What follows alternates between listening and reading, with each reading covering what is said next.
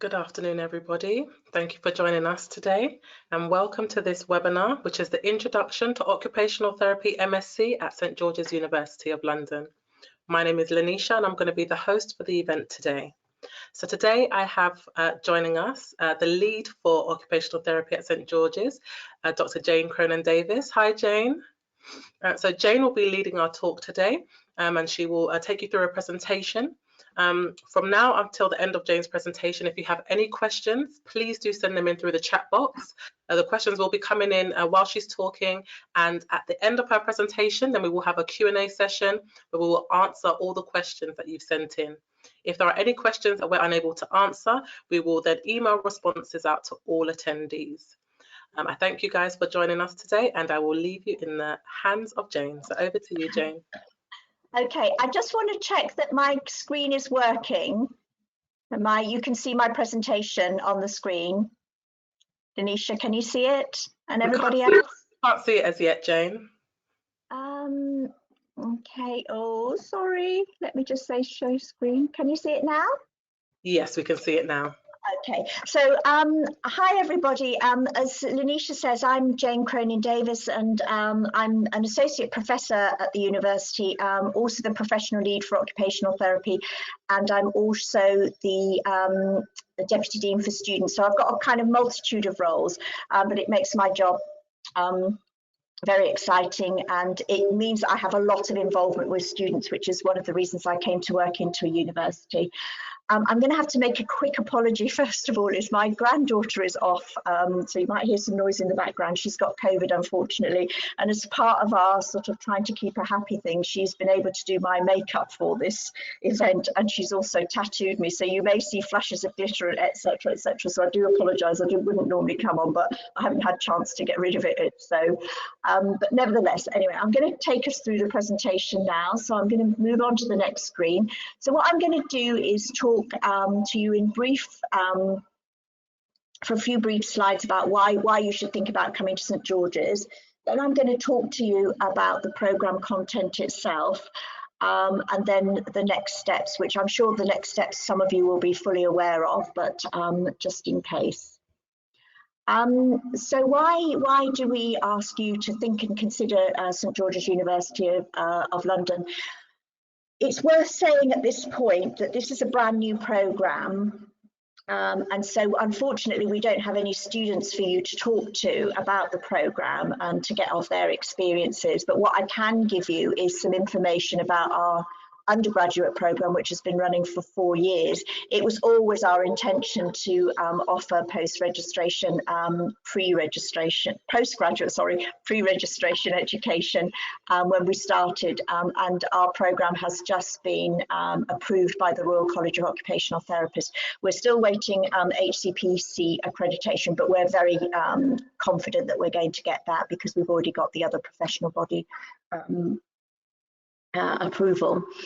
But just to let you know what has happened with just to give you a sense of the team, I suppose, and how how successful we've been with our students, is that we have really good undergraduate results currently. We've had for the last 2 years, we've had a very high proportion of students who've graduated with very good degrees, so people who've got a first or a 2-1. Our students have had their first posts either before they finish the programme or very, very shortly are, and we've got more than 90% of our graduates in occupational therapy or occupational therapy related posts already, and some of our first cohort of students have already been promoted. So for us that's a great measure of the calibre of our students. And in 2021, our NSS score for student satisfaction was the highest within the university, and we got 90%, and so we were delighted and to get that, and we did very well in all the domains of the NSS. And I guess the other thing about St George's is we have to date attracted a really diverse group of students from all backgrounds, from all different countries, all different ages. So we do have school leavers to people in their 50s. We have quite a few men as well as women who come onto the programme. And we have lots of students, I would say probably approximately a third of our students who have or self-report some form of learning requirements or mental health or physical health problems. And we welcome that as a occupational therapy team. We welcome the diversity of our student groups. So I think that's one of the kind of important factors that we want to think about with students coming in. So in terms of our team, we are quite a small team at the moment, although we're going out to recruitment for 2 more posts in relation to this programme. But we are all skilled academics, all skilled researchers and all clinicians in our own right. So we have backgrounds in mental health, forensic mental health, community, working with people with autism, paediatrics, neurology. So between us, orthopaedics and trauma. So between us, I think we've kind of got a lot of OT, if you like, specialities or clinical areas covered. All of us have teaching qualifications because it's mandatory within the university for us to be able to work with students that we have a teaching qualification. It's a quality assurance thing. Lots of us are linked up with international and national networks, which means that we can bring things into our curriculum and to our students and keep up to date with what's happening in the profession. And then it's really, I think, crucial that our students appreciate that we are there to teach, but we also still have an influence on professional practice. So some of us have been involved in NICE guidance, so that's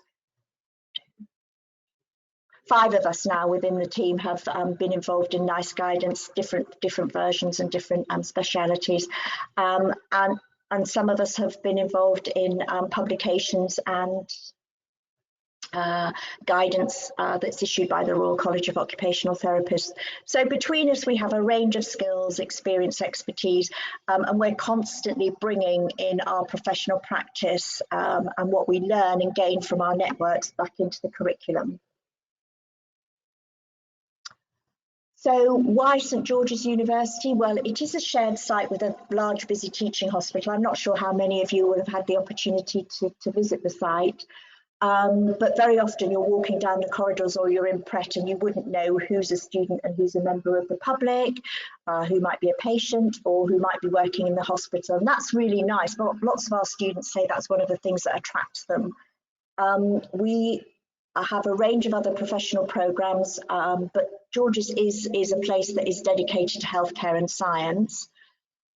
We have quite, in comparison to some of the other programs in the university, we have relatively small groups of students for occupational therapy, and there is an Occupational Therapy Society, which is part of Students' Union. If you were to apply and were to join us for the next academic year, so starting in September, it would be a student group of no more than 17 on this programme. We have dedicated teaching rooms, so we have a room that is mocked up as a bathroom with a bath in there, a shower, toilets. None of them work properly because we're not allowed obviously to have flushing or running water, but the students do have those facilities. There's a ward space, we have a kitchen which is a fully functioning kitchen, which helps students think about how they might work with people who have particular needs or disabilities. We have lots and lots of different equipment that we have access to. So for example, there might be splinting equipment, there's cutlery that you might use with people with arthritis and things like that. We have lots of standardized assessments as well. We have a library, a great library, and a fantastic dedicated librarian to the occupational therapy programme. So our library has lots of journals, lots of ebooks. Ebooks are becoming more so than textbooks on the library floor, because it means that more students can have access to an ebook rather than one text. With lots and lots of journals, and not just OT journals, as you can imagine, the type of university we have so many journals. It's almost, the list is too long to mention. There are computer rooms and there are dedicated study spaces as well. Lots of places to eat, lots of Prets, Peabodys, and all sorts of things like that. We also are one of the occupational therapy programs which offers our students the opportunity to go into a dissecting room, and that's currently used in our first year to learn anatomy. Some students love it, some students don't particularly like it for obvious reasons, but we would be hoping that if the dissecting room is up and running again post-COVID arrangements, that people on this master's program would go into the dissecting room in their first module. And we also have a fantastic pathology museum that the students can visit as well and look at things if they so wish. That you don't have to go there, but it's an interesting place to go because you see different specimens and bottles and you get the sort of history and story behind the specimen. So I'm going to move on to the program details. So it is students who graduate from the program would graduate with the title MSc Occupational Therapy and in brackets pre-registration. And pre-registration makes the distinction that it is a graduate entry. And that you are able then to register with a Health and Care Professions Council, and you can apply for membership of the Royal College of Occupational Therapists. And we do think that there may be some international students who will come onto the programme because occupational therapy in other countries is either at master's or doctoral level, and we expect that we might have some international interest. So the really key points, though, are that it is a 2-year accelerated programme and people will be taught for 45 weeks of the year. So there is only 7 weeks holidays, and these are probably in chunks of 2, 2 and 3 weeks. So there aren't the big long holidays that you would normally get in an undergraduate programme, but our programme is in the same model as lots of these MSc accelerated program, 2-year programs. So most places that you would go to, it would be 45 weeks per year. And integrated into the program is that students have to undertake a minimum of 1,000 hours of practice, clinical, professional placement. And what that equates to is 28 weeks. So in the 90 weeks, 28 weeks of, so the 90 weeks of the total of the program, 28 weeks of that is practice placement. So a third of the program is practice placement. And again, that would be the same, or virtually the same wherever you go. And there are specific things about practice placement. Most of them are in the sort of southwest London area. We've got lots of good links now since we've been running, and we're developing more and more what we call non-traditional or contemporary practice placements where there may not be an occupational therapist on site. And one of the practice placement blocks in this program would be a placement where students went out into a non-traditional setting. We're going to run the program on a problem-based learning curriculum, and so for those who might not know what that means, it usually means is that the program, the students would start a 2-week cycle with a problem, a scenario that they would encounter in professional practice, and they are asked to solve the situation and come up with what we call a product. So they come up with something that kind of solves the problem. Now that might be a treatment plan, it might be a service improvement plan, it might be plans for group work activity, it might be the standardized assessment package that you might offer a particular patient group. It's all sorts of things. But what problem-based learning does is it mirrors team working, because the students have to work together in small groups. They have to share their learning and teach one another, and so it's also like a skills mix in professional practice, because you know, we recognize that our students are going to come with a range of skills, a range of experiences, life experiences, work experiences, maybe volunteer experiences, and you know, we welcome that. I've done problem-based learning since 2003, and I'm always astounded at how good the students can manage a 2-week cycle of learning activities and the kind of things they come up with at the end of the day. And the things that we ask the students to come up with, so the product, are things that would be useful to them in professional practice. So the programme content and the modules, so the first year, I haven't put the weeks per module. Some are short, like occupational beings, and some of the others are slightly shorter, and some of them are much, much longer because of, so maximising occupational performance is a much longer module than some of the others because of the content that we want to get through in there. But I've deliberately not put the weeks up because we may have to change the weeks year on year, just depending on how the timetable runs. So students will, in year one, will only be in one module at a time, so the students won't be studying lots of different modules like you might do on the undergraduate programme. They'll only be in one module at a time, and all the learning is integrated in that module. So the first one is occupational beings, where you'll learn about anatomy and how human beings participate in what we call occupations. Then you'll move on to the theory and practice of occupational therapy. So, what underpins, what professional assumptions do we have? What science base do we have? That sort of thing. And then the third module in first year is the one that I think is the big chunky one, which is about looking at different people, different groups of people, different conditions, different settings of where occupational therapists work, and how you might help a group or an individual maximise their occupational performance. And then the last module that students do in year one is evidence-based practice and research, and that's the precursor to research and practice in year two. So it says what its title is what it says. It starts you thinking about research and emphasises the need for evidence-based practice as a clinician.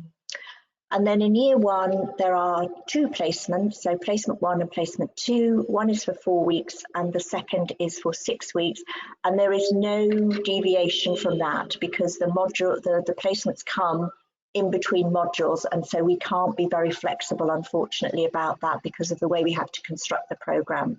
But prior to each placement, there is a preparation for placement, and we have integrated some assessment weeks in year one, as we have done in year two.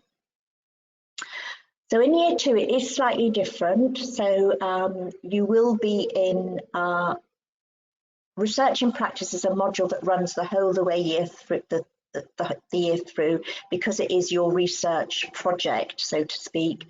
And for that, you would be working alongside a dedicated research supervisor from the team, or maybe depending on your topic, it might be somebody who is relevant from physio or one of the other professions in the Centre for Allied Health, but it is more likely to be one of the occupational therapists.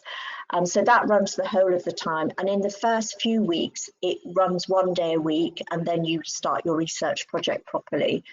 But at the same time, in those first few weeks, you would be doing advancing contemporaneous practice, which is all about leadership, management, and how to further and develop and promote the profession.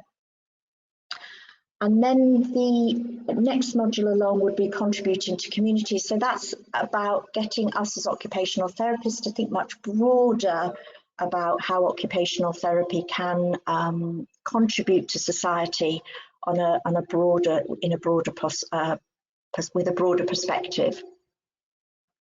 And then in year two, you have 2 other placements. We're calling them 3 and 4, and both of those are 9 weeks each. And again, as I've put there, the last bullet point, you have a preparation for placement prior to each block of placement, and we've got some assessment weeks integrated in there. So quite a packed curriculum, we think, and certainly we'll have an induction week, so you don't have to hit the ground running, but it will be,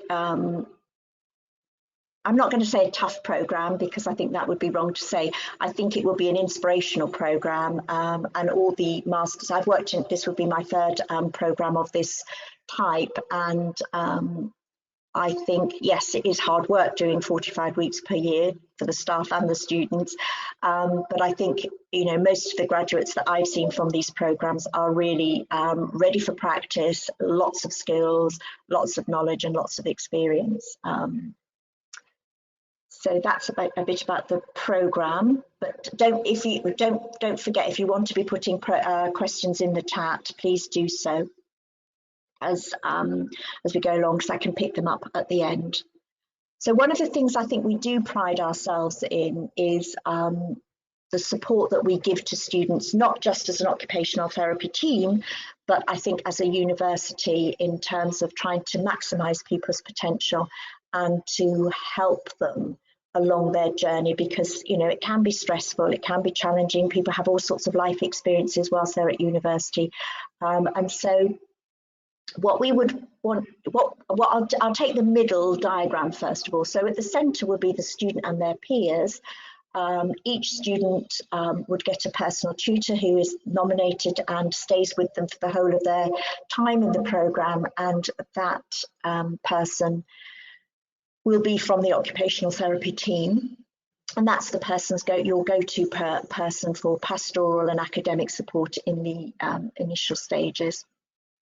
We have a great student life centre which has all manner of support, and if they haven't got the support structure or mechanism in place, then they certainly know where to point you to. We have a dedicated disability team, and those people help us with what we call a statement of student needs, so if a student does have a disability or a health condition or something that they need adjustments for, or they need help for to maximise their studies, then the disability team provide us with a written statement as how we should be doing that. We also have a dedicated welfare support officer in the Students' Union, and the university has a free counselling service, and our wait time for that is very very short. Sometimes you could be seen in the same week, or it could be that you might have to wait a couple of weeks depending on, but it's certainly not weeks and weeks and weeks, and it is free. So I think what I would want to say at this point is that we really encourage applicants to let us know. It's not that we are being salacious or we're going to be judgmental about anybody. That isn't the case at all. But it's really helpful if we know of any health disability or condition which might impact or we need to take account of in terms of somebody's students, and particularly placement. And it's helpful for us to know prior to starting the programme, because if there is anything we need to put in place, the earlier we do that, the better for the student. And so, and we have students with mental health problems, we have students with family situations that we need to take account of. I don't think there's much that we're not cognizant of and that we would want to help and support a student through. So yeah, by being aware, it helps us negotiate with the person, the student, how best to support them. We do have a great service from Occupational Health, which is based at St George's. So it's a service that's based at St George's for the staff of the hospital and students and staff at the university. You would need to have occupational health clearance at the start of the programme, and a number of our students have ongoing reviews or assessments as necessary, because if they do come with a significant health condition that needs update review, or we need to adjust what we are doing for that person, then we ask Occupational Health to help us with that one. So just a bit about the programme, I suppose. We're very strong on occupational therapy theory and practice, and our knowledge base is underpinned by occupational science. And if any of you haven't looked that up, you might want to go away and read up on that. There's a plethora of literature around about occupational science now. It's a relatively new academic discipline, started in the 80s by people in America, but certainly our curriculum is underpinned by that. One of the other things that we focus on significantly with our students is the interdependency between health, well-being, occupation, and our environmental context, whether that be social, cultural, personal, family, whatever. Because it's a master's degree, there will be a strong emphasis on research and evidence-based practice. I think I've already mentioned that you would be doing a research project with a dedicated research supervisor. And the professional practice options are around the southwest London area. We do have some in Essex, and we do because we have some students who come from Essex. And what we do try to do, but we can't always guarantee this, is that your commuting time to and from placements would be no more than an hour and a half. We do try to place students with their personal circumstances in mind. So we do know that we've got people with children who may have to pick up children and things like that. So we will do our best to accommodate students. But what students do have to be mindful of is that they are doing a full-time placement, which could be 8 to 4 Monday to Friday, or 9 to 5, or it might be even shifts. So if you are thinking about coming on this program, then you have to be mindful of that.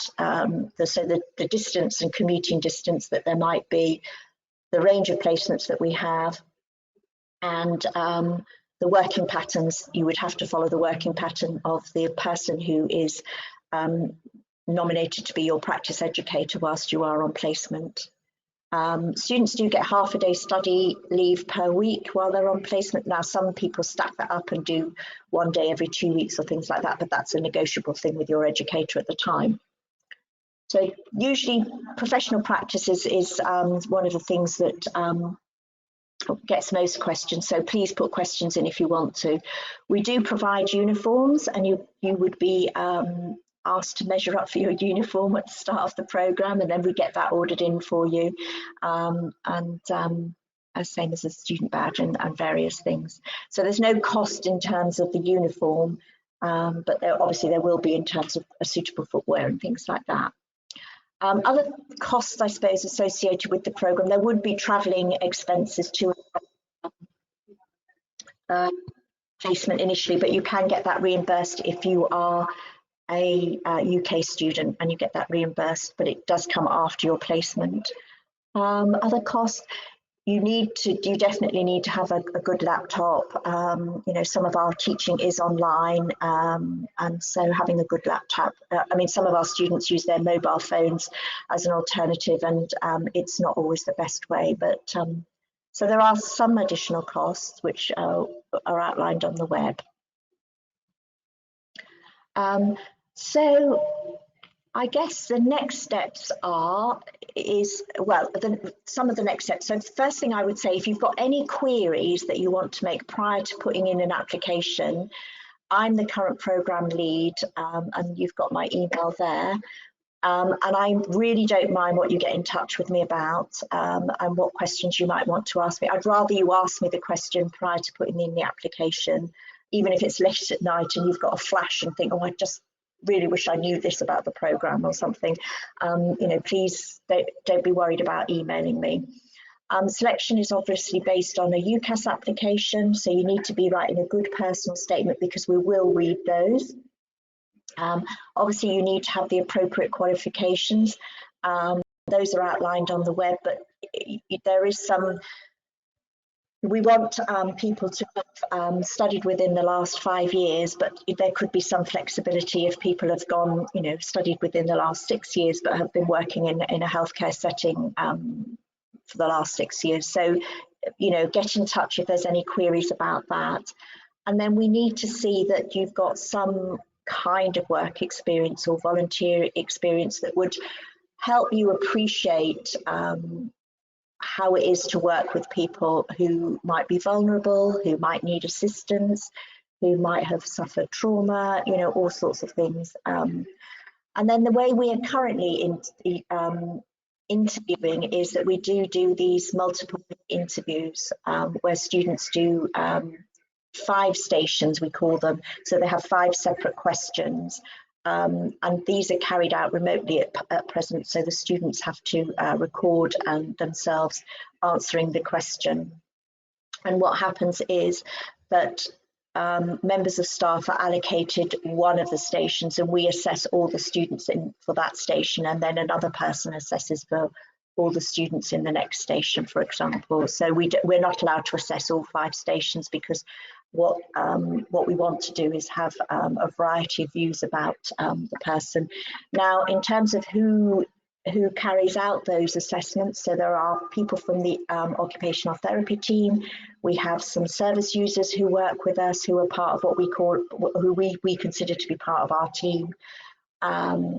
We have sometimes students help us. So the more experienced students, they will help us.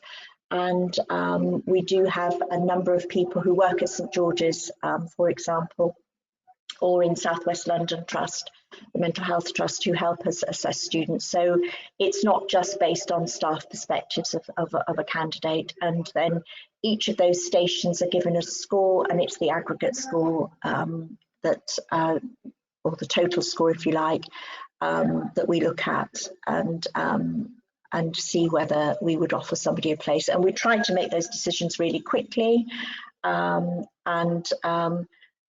Whether you come through the main cycle or whether you come through clearing, we still never, in clearing, we would phone somebody up on the same day and tell them whether we'd offered a place. We can't do that in what we call the main cycle, because there are other things to go through. But when we're doing it in clearing, we want to grab the student, and if they've applied to us, and make sure that they know whether they've got a place very quickly, because we know people are looking around.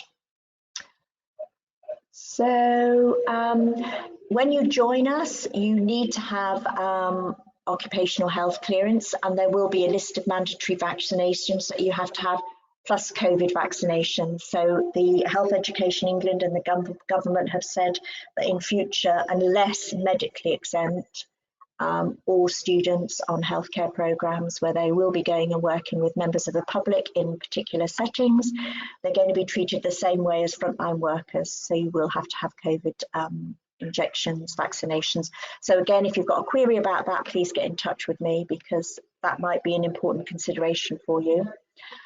Everybody has to have a clean disclosure. Sorry, it's just getting other areas of the house. Everybody would have to have a disclosure and barring service check. Now, we do, if there are people, we assume that everybody has a clean DBS, but there are some people that have done things in the past who still want to apply to occupational therapy, and we would consider them on a case-by-case basis. So if there is something in your DBS that is flagged up to us, we would convene a panel to look at whether we might accept that student on. And then additional disclosures that you would have to make. So whether you might have been on another programme and you had a fitness to study or practice issue on another programme, we would need to know that. And the one thing I think it's important for people to know is we can't accept students who failed an occupational therapy programme elsewhere. We're not allowed to do that from a professional body perspective. So I think it's very sad, because I think sometimes people's life circumstances, mean things happen to them, but we definitely can't accept a student who's failed elsewhere. So it's now time for you to ask any questions, and I really don't mind what you want to ask, whether it's in the chat already or whether you want to say your question to me. So I'm going to hand back over to Lanisha, because I can't see the questions, unfortunately. I'm very new to webinar. It's my first experience, so I'm kind of not able to negotiate very well. So I'm going to hand back over to Lanisha to ask me the questions. Is that okay, Lanisha? Hi, Jane. Yeah, that's absolutely fine. Thank you for that talk. It was quite informative. So thank you very much for that. I just want to, can I just say as well, if anybody thinks I've missed anything that they thought to hear about, please can they ask those questions as well, because I really do want to know, I do want to try and answer as much as, or provide as much information as people feel that the kind of application date is looming. So Sure. The first question, Jane, if I can just bring it here, is can you expand a bit on the non-traditional settings in relation to placement? Yeah, yeah. Some of those, the placement types that we've had so far are our students have gone into primary care hubs, for example, and have worked with paramedics, for example, and I mean, it is a growing area for occupational therapists to be working in primary care and in GP practices now, but that's one of the settings we've had students going into for a couple of years now.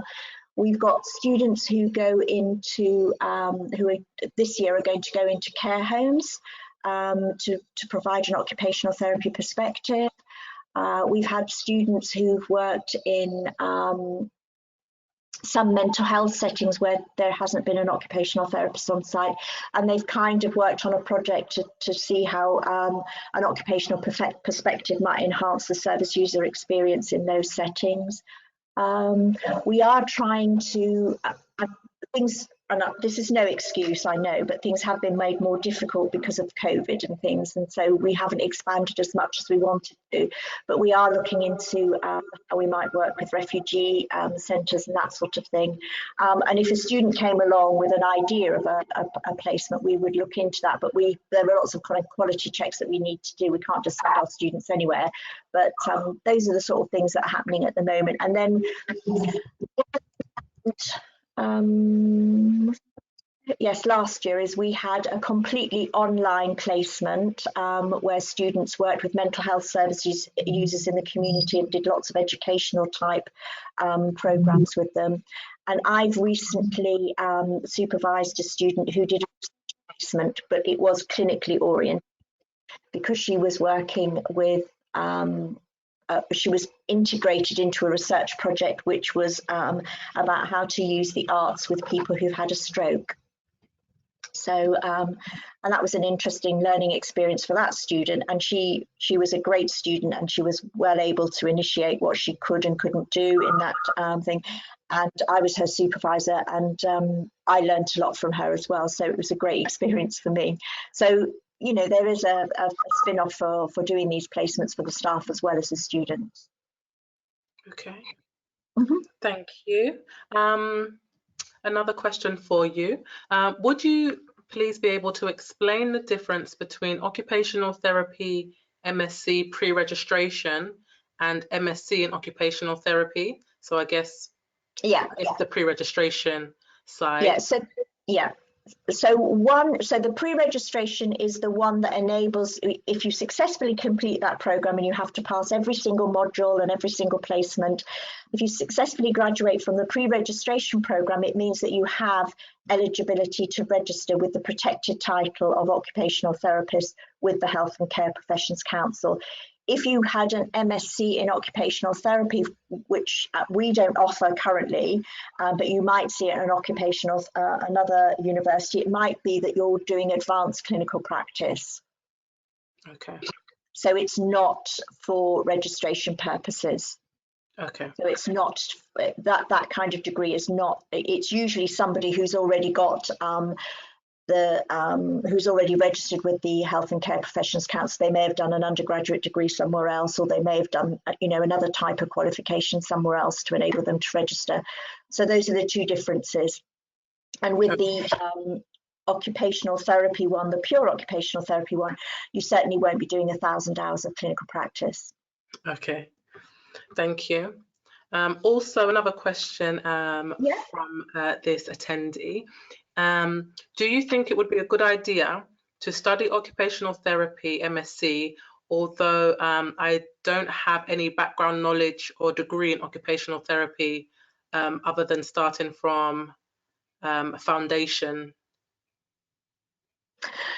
No, the idea of this program is that you don't have to have any previous qualifications in occupational therapy at all, because that's what we're educating you, and you're coming on the program to learn, is to learn how to be an occupational therapy with the eventual aim of registering with the HCPC. What we ask for is for somebody who comes with a good degree, And we say good degree because we know the demands of master's study. You know, that jump from undergraduate to master's study is quite high, so we do say good degree.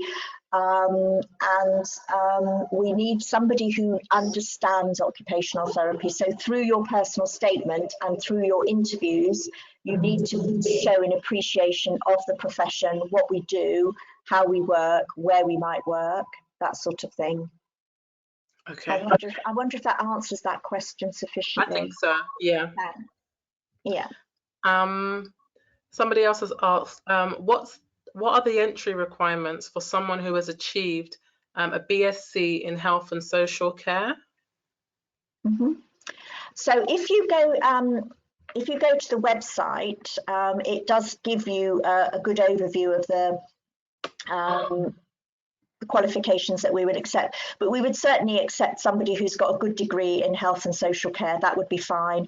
You know, we will accept people with a range of different, we're not being, so some programs and physiotherapy, for example, are much more specific about the type of degree that they will accept, whereas we're going to be a bit more flexible, because for me and the rest of the team, it's more about somebody's potential to be an occupational therapist. And their desire to be an occupational therapist, and their desire and wish to work with and advocate for people and communities. You know, I've accepted people onto these programs who've got photography degrees, and you know, they are amazing and amazing practitioners. And so I don't want to specify what type of degree they have. It has to be at a particular level, though. And if it's not at a particular level, then there needs to be a combination of the degree plus a significant amount of time working within a health and social care setting. But if there's questions and queries about qualifications, you know, please just write to me, and I'll correspond to you on an individual basis rather than, you know, in this forum.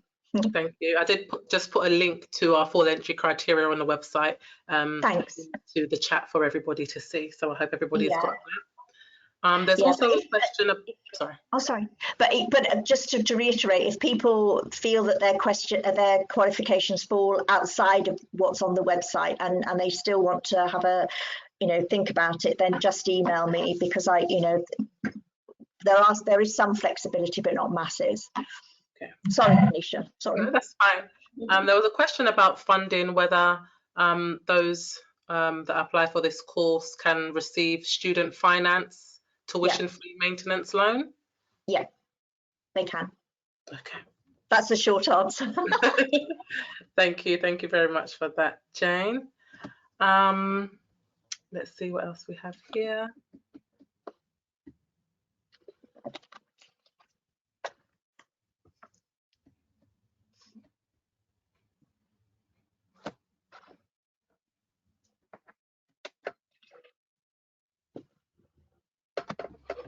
Okay.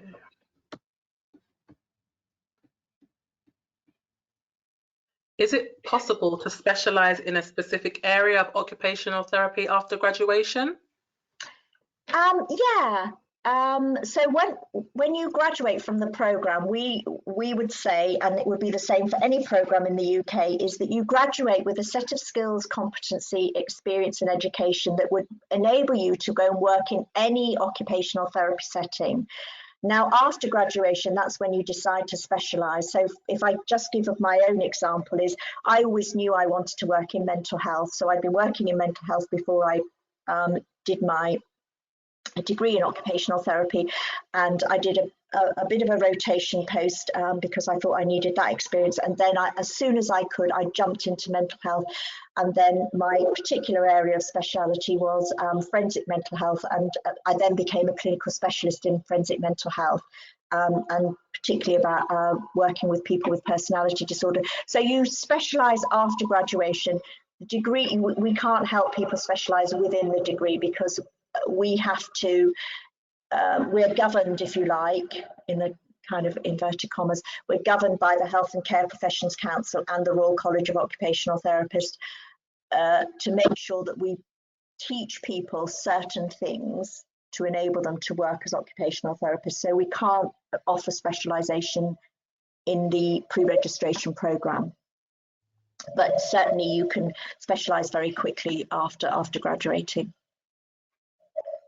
Okay, thank you.